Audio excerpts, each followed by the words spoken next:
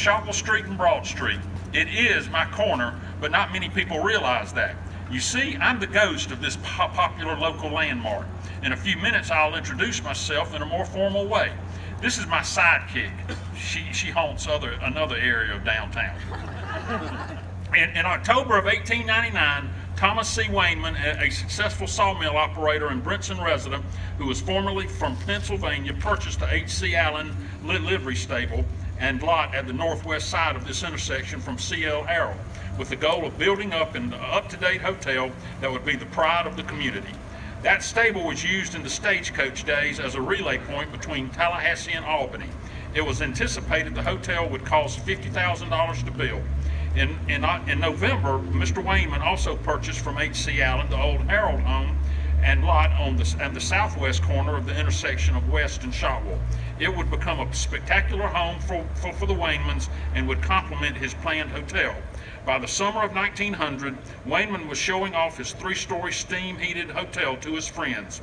In addition to the 58 guest rooms that would accommodate 150 people, there were parlors, a commercial room, a barbershop, a pool room with lavatory, bath, and baggage room. There were also homes in the garret to house the servants.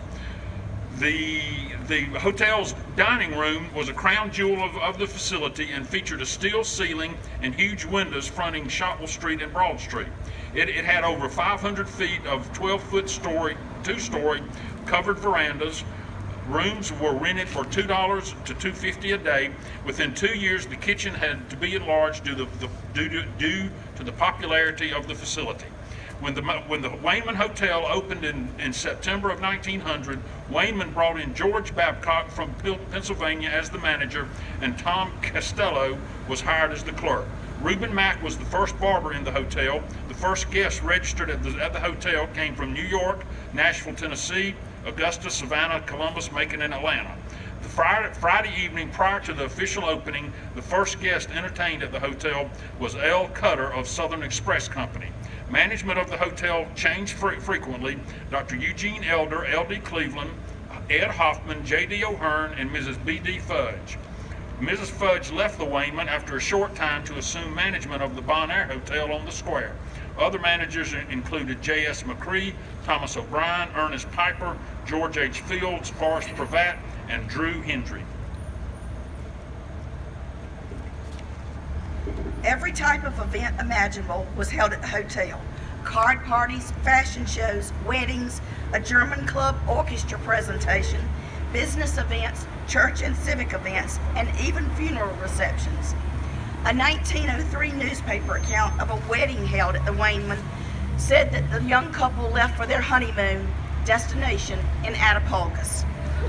In March of 1908, Thomas C. Wainman died after suffering for several months after amputation of his foot and ankle. In April of 1910, Bracken Transfer Company brought the first rubber tire omnibus to Bainbridge. It was used exclusively to transport guests between the hotel and the depot. The hotel stayed in the Wainman family until spring of 1912, when a portion of ownership was sold to Mr. L. Ball for $25,000. Ball immediately leased the hotel to Mrs. Fudge, who was still running the Bon Air. She was sent to run both properties.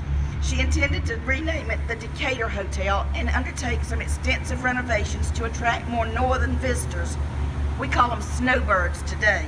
Apparently in the early 1900s, Bainbridge was a big destination for snowbirds. But Mr. Ball didn't maintain ownership of the hotel for long. In May of 1912, it was sold to J.W. Callahan. Callahan, now the owner of the Wainman and the Bon Air, decided to rename the hotel the Callahan Hotel and to keep Mrs. Fudge as the proprietor of both. He announced his plans for a major renovation to attract those desirable northern visitors.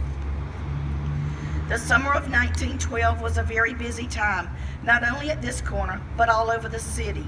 Contributing to the thriving economy here were 15 dry goods stores, 8 grocery stores, 3 markets, 4 hotels, 16 lawyers, 6 doctors, 5 churches, 2 newspapers, a large bottling plant, an ice factory, 4 wholesale grocery establishments, a foundry, a grits mill, 2 lines of steamers, the Callahan Line and the J.W. Drake Line, 2 railroad lines, 2 cigar factories, 3 jewelry stores, 3 hardware stores, 5 drugstores, 4 livery stables, and 5 barbers. There was a lot of construction and infrastructure improvements taking place in the summer of 1912. The city had begun their first paving project, and as they removed the dirt from the public streets, it was being taken down the road to Potter Street, where the foundation was being laid for a new school. Right here at Broad and Shotwell, Isidore Koleski had begun renovating the project of the Callahan Hotel. Mr. Koleski was also in charge of the plumbing for the new school that was being built. Work was underway for a new trestle over the Flint River for the Atlantic Coastline Railroad. Citizens began a successful push at this point for the infrastructure to be put in place to have a white way to light our beautiful city. Paving the brick streets of Bainbridge came through an ordinance passed in 1912 that called for owners along the streets being paved to be assessed for the paving work. The streets to be paved with vitrified brick from Augusta, Georgia were broad from this intersection at Shotwell all the way to Calhoun Street, West Street from Troop to the north side of the courthouse property, Troop from West to Clark, Broughton Street from Crawford to Clark, Water Street from Crawford to Clay. Jameson and Hollowell of Atlanta was the company awarded the contract to pave the streets. The contract was to cost the city $2.14 per square yard for a total cost of $50,330. However, the council negotiated for a price of $2.10 per square yard, saving the city around $800. The H.S. Jordan Company of Savannah was hired as the project engineer group for this contract and were experienced in this work, having overseen the bricking of streets in Thomasville and other Georgia cities. The pavement was laid on a 4-inch concrete base with cement at all joints between the bricks, making them waterproof. The first bricks of Bainbridge's brick streets were laid in August of 1912, and that took place right at this corner. Mayor J.W. Callahan closely supervised the project workers. He even laid the first 7 rows of bricks right here at this intersection. In the middle of this section is a brick that's still there with the inscription J.W. Callahan, Mayor 1912. Approximately 25,000 bricks were laid by the paving crew each day, and approximately 1 million bricks were used in the project. So, how did a ghost get involved in the history of this intersection? Well, it's like this. The incident really didn't take place here, but the murderer and his wife were living at the Callahan Hotel at the time. And you know how we ghosts operate. I had to hang around and haunt them after I was murdered. My name is H.S. Richardson, and I was a successful businessman in Richardson Engineering and Construction and did work all over this area. In the 5 years I lived in Bainbridge, I was awarded the contract for the building of the First Baptist Church and for the renovation of the Callahan block just north of where we stand tonight. And I oversaw construction of the fine post office building on West Street. But on June the 28th, 1918, I found myself in the Citizens Bank building asking for some assistance with covering a series of checks that I had written without having sufficient funds to cover them. The bank had returned checks amounting to several thousand dollars, and I was trying to get my financial affairs corrected. R.H. May was the cashier and vice president of the bank, and he was the man I was dealing with my finances. We got into an argument after the bank had closed that day, and he shot me dead right there in his office at the bank. May and his wife lived here at the Callahan Hotel, and he actually had the policeman bring him to the hotel to see his wife before he was taken to jail. When he was in jail, his wife brought him meals from the restaurant from here 3 times a day. Though my body is buried in Hampton, Virginia, I still lurk around this area to see what's going on. In the spring of 1921, the Callahan Hotel had another extensive renovation, and rooms were renting for $4 a day. After church on Sunday, local citizens came and enjoyed a fine meal for 75 cents. In 1941, the top story of the hotel burned.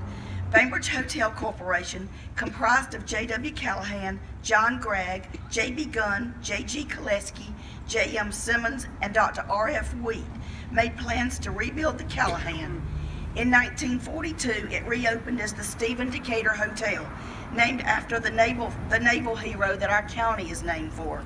The rich hotel history on this corner continued with the Stephen Decatur and its fine restaurant. Next door to the Stephen Decatur, where this drive-in is, was the former site of the Martin Theater. A theater first opened at this site in 1913 by John Callahan, who owned it many years. It was under the management of Walter Bracken. The Callahan Theater was later the location for the Martin, which opened in April of 1950 and was run by the wildly popular Bainbridge icon Clark Gurley, who you met in an earlier local history tour. The Martin hosted many celebrities over the years, including Lash LaRue and Neva Jane Langley, who was Miss America 1953. She crowned the new Miss Bainbridge on stage at the Martin. The theater and hotel were sold in 1973 to First State National Bank, and both were demolished by the same company that tore the Henry Grady Hotel down in Atlanta. This demolition was to make way for the bank and the drive-in that you see here today, and they called it Progress. Across the street, there were many changes over the years. That whole block on the east side of the street across over there was once occupied by W.W. Wright, a cotton buyer, whose home and gardens were a showplace with its gorgeous yard and flowers. The home was closer to Shotwell Street, but it fronted broad. Later, it was moved around the corner to Shotwell and still stands as an empty building after being used as a warehouse. It's the building right before you get to Bella's. Wright built a large store on the northeast corner of the block, right down there. Later became Belk Simpson. It had old-timey fronts with iron pipes across the plain windows to keep the burglars out. He sold it to Mr. Shingler, who later sold it to Belk. In the spring of 1908, Mrs. T.E. Gurr of the Civic League announced that an old-fashioned lawn party would be held to raise funds to go toward the newly opened Shingler Park opposite the hotel. That park was also the location in 1910 for a postcard to be made of Bainbridge. The announcement asked for as many mothers as possible to bring their children to the park at 3:30 on a Monday in August. Can you imagine the gnats, heat, and the whiny children that were going to be in the postcard? Also in the same block, Motor Bicycle Company was operating Robert Hare's Bicycle Shop in the Shingler Building at 147 Broad Street. On the northeast corner, T.W. Chasen opened a modern garage that cost $20,000 to build. Chasen Buick Company opened in March of 1920. Over the years, various owners have operated gasoline stations, automobile maintenance shops there, and in the large building across the street from us at 231 South Broad Street, furniture and other home accessories was sold at Hart Rollins Furniture Company. And it just wasn't Christmas until Raleigh Rollins put out his swiveling Santa in the window. During the 1950s, a lot of political conversation was also taking place over there, as owner Rollins was part of the inner circle of Georgia Governor Marvin Griffith. In 1910, Bainbridge Auto Company purchased an automobile business that T.E. Hines was operating next door to the Wainman. The dealership was selling the wildly popular Buick machines. On the west side of this block, many of you may remember personally or have heard of George Fakake's Busy Bee Cafe that operated in the 40s and 50s. It was not only the server of delicious meals, but a place to catch up on the news and gossip of the day. At the corner of Troop and Broad was Johnson Hardware. It later housed Southern Bell, the Singer Sewing Center, and now Callahan Insurance Company.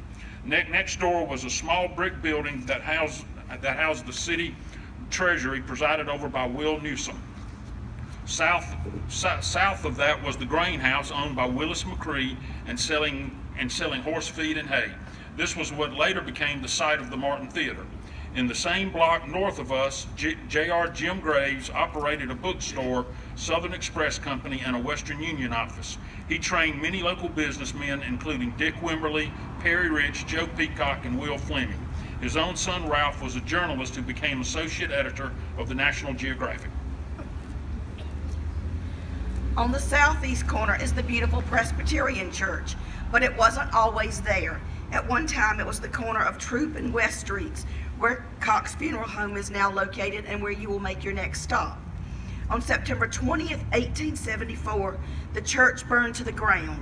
Since the church's bell was the city's fire alarm, it pealed its own death knell that day. Along with the church, There were several other downtown businesses destroyed by the fire a short 6 weeks after another serious fire downtown. A smoking hostler feeding cattle at W.W. Wright's stables is believed to be the one who ignited the blaze. The pulpit, Bible, session minutes, and silver chalice used as a common cup for communion were saved and put in a fireproof safe in the sanctuary building over at the Presbyterian Church. In 1875, the church built a gray wooden structure at the northeast corner of Broad and Evans Street and worshiped there until the present church building was built. It was started in 1899 and finished in 1904, but Presbyterian church order said that a building cannot be dedicated until it was paid for, and that was 1910. The Sunday school addition was built in 1923 with a second addition in 1950. At one time, there was a frame house south of the church that was built to be the church manse. Next door was a 2-story house built by Ivan D. Morgan and later sold to True Pines. Both the manse and the Hines house were torn down to become the education building. Later, the Harrison Nicholson home was torn down to make additional room for Presbyterian expansion. We could go on and on about this corner, but we think it's time that we make ourselves invisible again and let you all move on to your next stop. And if you're walking, if you'll go through the drive-through.